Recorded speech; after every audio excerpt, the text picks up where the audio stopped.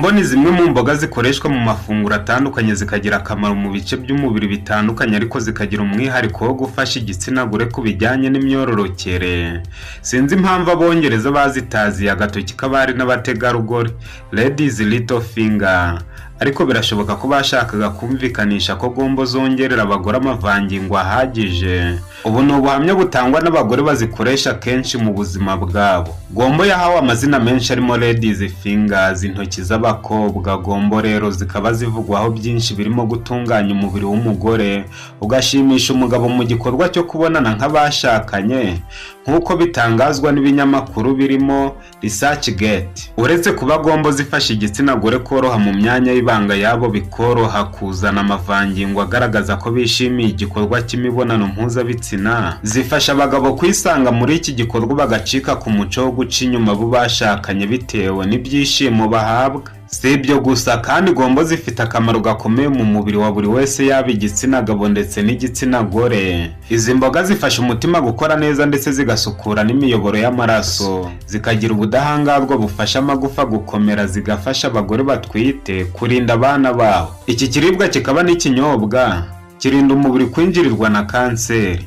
Abahanga mu gutegura amafunguro bavuga ko ziryoha igihe ziteguranwe ubuhanga, izi ntungamubiri zikinjira byihuse. Okra cyangwa imboga za gombo ushobora kuzikatira mu mazi ashyushye maze ukareka agahinduka akazuyaze, maze ukayagotomera bikaba akarusho.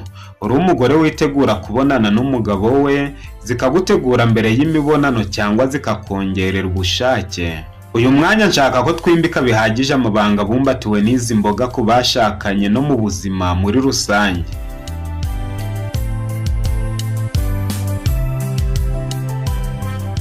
Inshuti yanjye, niba ushaka ubuzima bwiza bwakugeza kuri byinshi, uhereye none tangira ukurikiza inama tudahwema gutanga mu biganiro dukunze kubategurira hamwe na Muganga Desire TV, umuyoboro ubagezaho ibiganiro byibanda ku buzima gusa. Nitwe ba mbere mu kubategurira ibiganiro bibarangira ibyatuma musubizwa ubuzima bwiza gusa. Mwihutire gukanda subscribe mutazongera gucikwa n'ibi biganiro mutapfa gusanga ahandi atari kuri Muganga Desire TV. Ubuzima buzira umuze buri mu biganza bya buri muntu wese aramutse yize neza amahame yabwo akayashyira mu bikorwa. Nk'uko buri kintu cyose kigira amahame akigenga, niko n'umubiri wacu ugengwa n'amahame ntakumirwa. Kuyubahiriza bitera ubuzima bwiza, naho kuyatatira bigakurura ubwoko bwose bw'indwara. Potassium iboneka muri gombo irinda umuvuduko w'amaraso ndetse n'indwara z'umutima zakwibasira umuntu zikamuganisha ku rupfu.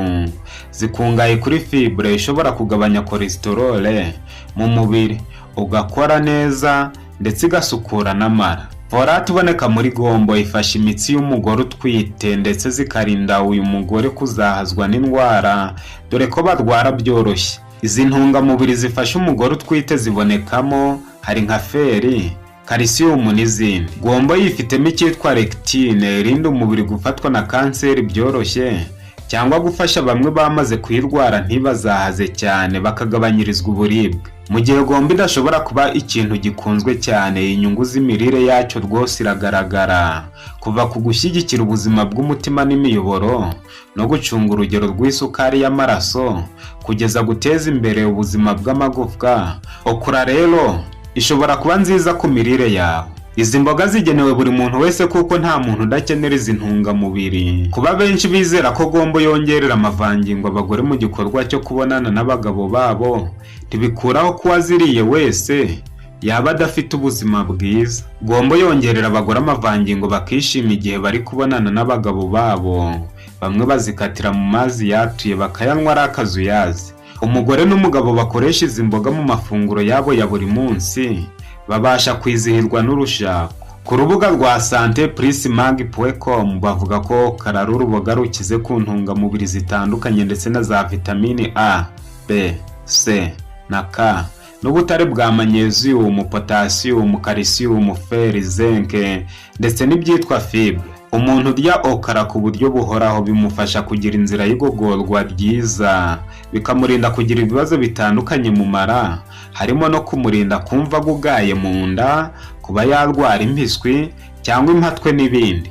Ikindi okra ifasha mu kugabanya ibinure bibi mu mubiri bita cholesterol. Imboga za okra kandi zifasha ubudahangarwa bw'umubiri gukora neza, zikagabanya umuvuduko w'amaraso uri hejuru, zigatuma umutima ugira ubuzima bwiza. Okra kandi zifasha amaso kugira ubuzima bwiza kuko zikungahaye cyane kuri vitamini A.